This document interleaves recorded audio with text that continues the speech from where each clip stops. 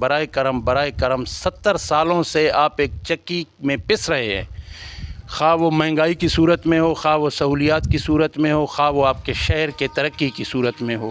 میں آپ سے یہ گزارش کرتا ہوں کہ اس دفعہ جمعیت علماء اسلام کے پلیٹ فارم سے ہم لوگ ایک مضبوط اور باقاعدہ نڈر شخصیت کو ایم پی اے ٹکٹ پہ انشاءاللہ تعالی لڑائیں گے۔ آپ سے یہ ریکویسٹ کرتا ہوں کہ ایک دفعہ جمعیت کو موقع دے کے پھر آپ دیکھیں کہ آپ کے ضلع میں کیا کام ہوتا ہے کیا نہیں۔ بسم اللہ الرحمن الرحیم۔ السلام علیکم ناظرین، وائس صاحب کے ساتھ دلمراد عمرانی ایک مرتبہ پھر آپ کی خدمت میں حاضر ہوں۔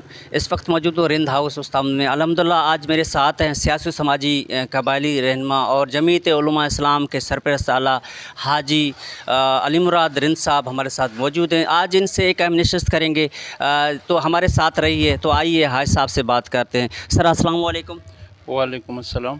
سر بہت شکریہ آپ نے ہمیں وقت دیا ہے۔ سر حاج صاحب آپ ایک زمیندار بھی ہیں اور قبائلی شخصیت بھی ہیں، آپ سیاست میں آئے ہیں، ویسے پارٹیاں بہت ہیں پاکستان میں تھے، آپ جمعیت علماء اسلام کے پلیٹ فارم سے سیاست میں آئے، تو اس میں کیا منشور ہے جمعیت علماء اسلام میں، آپ نے کیا دیکھا ہے تو ہمارے ناظرین کو بتائیں۔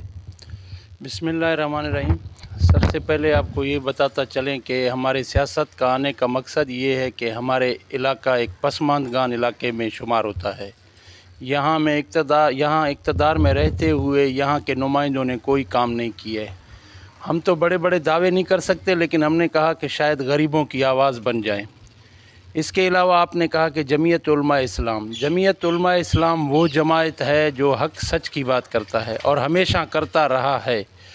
سب سے زیادہ تو اس میں یہ خوبی ہے کہ میں آپ کو بتاتا چلوں کہ یہ اپنے کارکن کو بڑی عزت دیتے ہیں، خواہ وہ ادنا ہو یا اعلیٰ ہو۔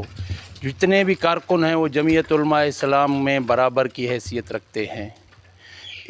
اس جماعت میں میرے خیال سے جو بھی بندہ اس جماعت میں آتا ہے وہ احساس کمتری میں شکار نہیں ہوتا کہ مجھے کسی پہ برتری حاصل نہیں ہے۔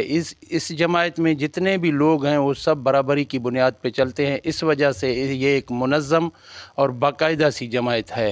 اور اس کو آپ ویسے بھی اسلامی حساب سے بھی آپ یہ سمجھ سکتے ہیں کہ جمعیت علماء اسلام وہاں کورم میں بیٹھ کر کوئی بھی غیر اسلام سے ہٹ کے کوئی بھی کسی بھی بل پاس ہونے کا انکاری ہے، اور نہ ہی گورنمنٹ کو حصہ بنتا ہے کہ آپ اسلام میں کوئی بل آگے پیچھے کر دیں۔ سر یہ جمعیت علماء اسلام یہاں پہ جو سیلاب برسات ہوئی ہیں اس نے کیا کام کیے ہیں؟ سر ہمارے ناظرین کو تھوڑا بتائیں۔ میں آپ کو یہ بتاتا چلوں کہ یہ سیلاب اور بارشیں جو ہیں خدا کی بہت بڑی آفت تھی یہاں پہ۔ سب سے پہلے تو آپ کو میں یہ بتاؤں کہ جو اقتدار میں بیٹھے تھے نون لیگ والوں کی حکومت ہے، انہوں نے ہی کچھ نہیں کیا، اور ہمارے بلوچستان میں باپ پارٹی کی حکومت ہے، وہ مجھے دکھائیں کہ انہوں نے اپنے ادوار میں کیا کیا۔ لیکن الحمدللہ میں یہ فخر سے کہتا ہوں کہ جمعیت علماء اسلام نے اپنے بل بوتے پہ بہت کچھ کیا۔ وہ آپ سب کے سامنے آیا ہے کہ انہوں نے کن کن غریب لوگوں کی اور کہاں کہاں مدد کی۔ سندھ میں کی انہوں نے، بلوچستان میں کی، KPK میں کی ہے۔ یہ آپ کے سب کے سامنے، اسے مجھے بیان کرنے کی کوئی وضاحت کرنے کی کوئی مجھے ضرورت نہیں ہے، یہ سب کے سامنے آیا ہے۔ یہاں پہ شہریوں کا کہنا ہے، ہم نے سنا ہے کہ جو دور حکومت تھا عمران خان کا، تو وہاں پہ جمعیت علماء اسلام کے کارکن و دیگر تو اس کی جو مہنگائی ہے بڑا چڑھا کر شو کرتے تھے، تو ابھی مہنگائی کے لیے لوگ 2 وقت کی روٹی کے لیے پریشان ہے۔ یہ کون سا مہنگائی ہے؟ اور ابھی کریں کہ جمعیت علماء اسلام بالکل خاموش ہے، آپ اس کے حوالے سے کیا کہنا چاہیں گے؟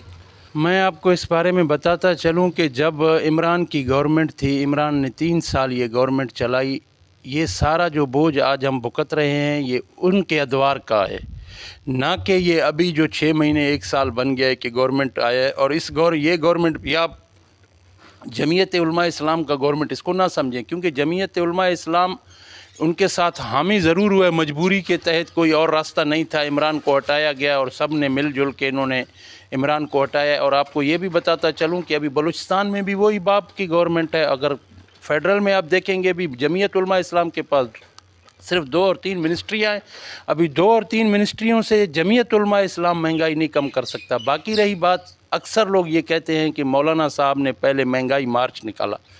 میں آپ کو یہ بتاتا چلوں کہ اس دور میں یہ مہنگائی مارچ نکالنا بہت ضروری تھا۔ اگر یہ کام نہ ہوتا تو آج عمران اس سے 3 گنا اوپر مہنگائی کر چکا ہوتا۔ कोशिश बंदा यही करता है कि दुश्मन जो वार करता है उसको पहली वार में ही रोकने की कोशिश करता है। पहली में नहीं रुका, दूसरी में नहीं रुका, तीसरी में, आखिरी हद तक बंदा यही कोशिश करता है। जमीयत उलमा इस्लाम ने हमेशा यही कोशिश की है कि महंगाई को ख़त्म करने की कोशिश की जाए, लेकिन अभी जो आप भुगत रहे हैं ये इमरान खान के गवर्नमेंट की जो है महंगाई है। बाकी रही बात, अभी मौलाना के पास जादू की छड़ी तो नहीं है जो वो लगाएं और महंगाई कम हो जाए। इंशाल्लाह ताला कोशिश कर रहे हैं, पॉलिसी बना रहे हैं। अगर नेक्स्ट गवर्नमेंट अगर जमीयत को मिला, हाँ अगर आपने जमीयत की महंगाई को देखना है या ऊपर या कम, तो आप ऐसे करें कि जमीयत को एक प्लेटफार्म दें और उनको अलग गवर्नमेंट दें, फिर उनको 4 साल छोड़ें, फिर देखें कि अगर महंगाई है या नहीं है, जमीयत ने क्या किया नहीं किया। बाकी ये तो अभी जमीयत के बस की बात नहीं है। ओवरऑल वर्ल्ड लेवल पे पाकिस्तान जो है डिफ़ॉल्ट कर चुका है, उसको अभी जमीयत क्या कर सकता है। अभी हाँ आप कह रहे हैं कि जमीयत जो है इस टाइम भी कोई मिलियन मार्च या महंगाई मार्च निकाले। मेरे भाई अब वो हालात नहीं रहे हैं और वो कोशिश कर रहे हैं कि इसको रिकवर करने के लिए इसको टाइम लगेगा।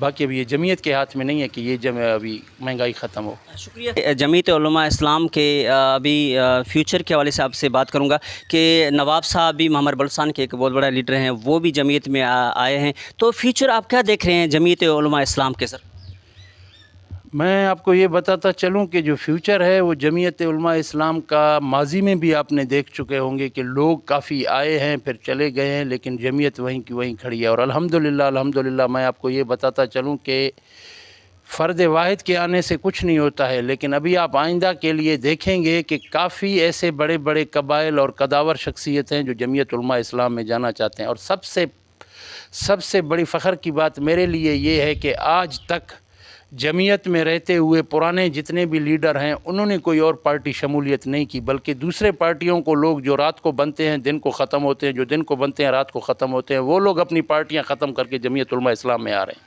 अल्हम्दुलिल्लाह ये फ़ख्र की बात है। और मैं आइंदा भी यही बताऊँगा कि आपको इंशाअल्लाह ताला आपकी सोच से ज़्यादा लोग जो है जमीयत उलमा इस्लाम में शमूलियत करेंगे और बड़े बड़े शख्सियत आएंगे। बहुत शुक्रिया सर। आखिर में हमारे जो नाज़रीन देख रहे हैं, आवाम शहरी को क्या कहेंगे जमीयत उलमा इस्लाम के प्लेटफार्म से आप?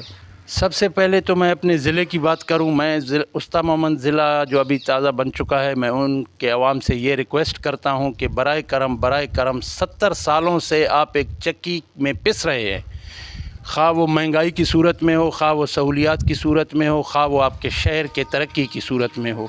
मैं आपसे ये गुजारिश करता हूँ कि इस दफ़ा जमीयत उलमा इस्लाम के प्लेटफार्म से हम लोग एक मज़बूत और बाकायदा निडर शख्सियत को MPA टिकट पे इंशाअल्लाह ताला लड़ाएंगे। आपसे ये रिक्वेस्ट करता हूँ कि एक दफ़ा जमीयत को मौका दे के फिर आप देखें कि आपके ज़िले में क्या काम होता है क्या नहीं होता है। और इंशाअल्लाह ताला हमें आवाम से यही उम्मीद है, आवाम हमें मदद करेगी, सपोर्ट करेगी और इलेक्शन में हमें फुल सपोर्ट करेगी और हम अक्सरियत से जो है कामयाब होकर इंशाअल्लाह आवाम के सामने आएंगे और आवाम की खिदमत करेंगे। जी नाज़रीन, ये था हाजी अली मुराद रिंद साहब जो जमीयत उलमा इस्लाम के रहनुमा हैं और सरपरस्त आला हैं, जिनसे हमने एक बेहतरीन नशस्त की है। तो जो एक बेहतरीन पैगाम दिया है कि 75 सालों से गवर्नमेंट करने वाले से इस साल हम माशाल्लाह जमीयत उलमा इस्लाम के एक जो माना निडर और एक माशाल्लाह तालीम याफ्ता नौजवान आ रहा है, आप उसको ज़रूर सपोर्ट करें और हमें एक मौका दे दें। तो ये था हाजी अली मुराद रिंद साहब।